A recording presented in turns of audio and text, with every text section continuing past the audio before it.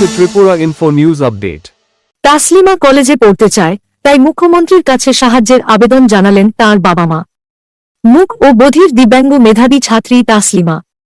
পড়াশোনার প্রবল ইচ্ছা থাকলেও দারিদ্র্যের কারণে উচ্চ মাধ্যমিক পাশ করার পর কলেজে ভর্তি হতে পারছে না সে। নিজের ভবিষ্যৎ নিয়ে অনেক স্বপ্ন দেখা এই মেধাবী ছাত্রী এখন উচ্চশিক্ষা গ্রহণের জন্য সমাজ ও সরকারের সহযোগিতা কামনা করছে। ঘটনাটি জম্পুইজলা এলাকার। আমি এই মুহূর্তে দাঁড়িয়ে রয়েছি জম্পুইজলা ব্লকের প্রমোদনগর ভিলেজের 1 নম্বর ওয়ার্ড মুসলিমপাড়া এলাকায়। আপনারা দেখতে পাচ্ছেন আমার সঙ্গে আছে তাসলিমা আক্তার, অত্যন্ত মেধাবী ছাত্রী। প্রমোদনগর দ্বাদশ শ্রেণী বিদ্যালয় থেকে এবার 12 পাস করেছে। গত 2 বছর আগে প্রমোদনগর দ্বাদশ শ্রেণী বিদ্যালয় থেকে মাধ্যমিক পরীক্ষায় ফার্স্ট ডিভিশন পেয়েছিল, প্রমোদনগরে টপ হয়েছিল প্রমোদনগর স্কুলে। এবার সে 12 পাস করেছে প্রমোদনগর দ্বাদশ শ্রেণী বিদ্যালয় থেকে। খুব ভালো রেজাল্ট করেছে, কিন্তু সে কলেজে ভর্তি হতে পারছে না। তার কলেজে যাওয়ার যে গাড়ি ভাড়া বা কলেজে প্রমোদনগর থেকে এত দূর গিয়ে পড়াশোনা করে, মানে ঘর ভাড়া ছাড়া সে পড়াশোনা করতে পারবে না। প্লাস ঘর ভাড়া থাকতে হবে, প্রাইভেট মাস্টার, কলেজের খরচ, অনেক কিছু তার দরকার, প্রয়োজনীয়। সে অত্যন্ত মেধাবী, সে মুখ বধির, কথা বলতে পারে না, কানেও শুনে না। কিন্তু লেখাপড়ার প্রতি তার প্রচন্ড আগ্রহ। কিন্তু তার বাবা সৈয়দ আলী অত্যন্ত দরিদ্র, অত্যন্ত গরিব। তার পক্ষে মেয়েকে কলেজে পড়ানো কোনোভাবেই সম্ভব হচ্ছে না। যার ফলে তিনি সিদ্ধান্ত নিয়েছেন মেয়েকে কলেজে পড়াবেন না। অথচ মেয়েটা পড়তে চায়, সে পড়তে চায়, সে কানে শুনে না, কথা বলতে পারে না, এরপরও সে ভালো রেজাল্ট করেছে, সে পড়তে চায়, সে লেখাপড়া করে জীবনে প্রতিষ্ঠিত হতে চায়। তাই তার বাবা, রাজ্য সরকার, রাজ্যের মুখ্যমন্ত্রী, জম্পুইজলা ব্লক সবার কাছে সহযোগিতার আবেদন চাইছে। যদি মেয়েটিকে সাহায্য করে কোনো হৃদয়বান ব্যক্তি বা সরকার প্রশাসন, তাহলে মেয়েটি কলেজ পাশ করে ভালো পরীক্ষা দিয়ে হয়তো জীবনে প্রতিষ্ঠিত হতে পারবে এবং সরকারি চাকরি পাওয়ার যোগ্যও সে। কিন্তু এখন ভয়াবহ অবস্থার মধ্যে রয়েছে মেয়েটির একটি হাতও বেঁকা, তারপরও সে পড়াশোনা করেছে। আবার মেয়েটির আরেকটা সমস্যা রয়েছে, মেয়েটির কিছুদিন পর পর হিমোগ্লোবিন কমে যায়, রক্ত কমে যায় শরীরে।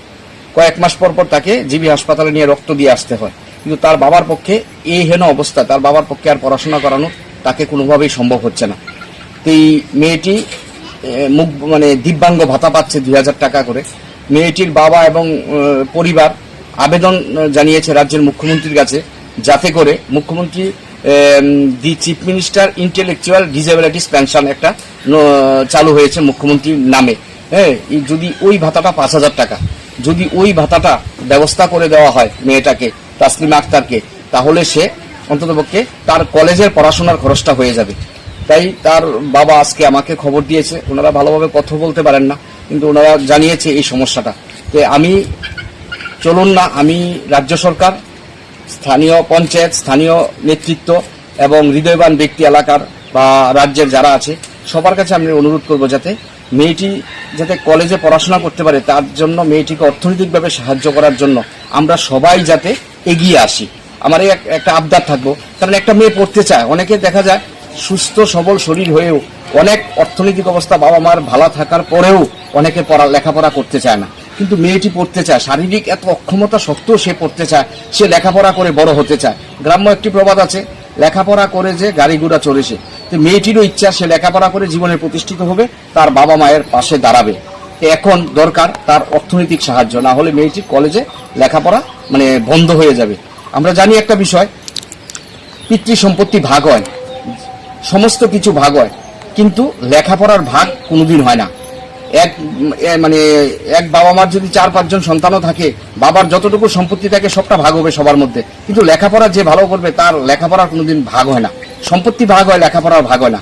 এবং লেখাপড়া করলেই জীবনের প্রতি, লেখাপড়ার কোনো বিকল্প নেই। তাই মেয়েটি পড়তে চায়। তাই আমরা সবাই মিলে মেয়েটি তাসলিমা আক্তারের পাশে দাঁড়াই এবং তার স্বপ্ন সফল হতে তাকে সাহায্য করি আমরা। দাদা, আপনার মেয়ের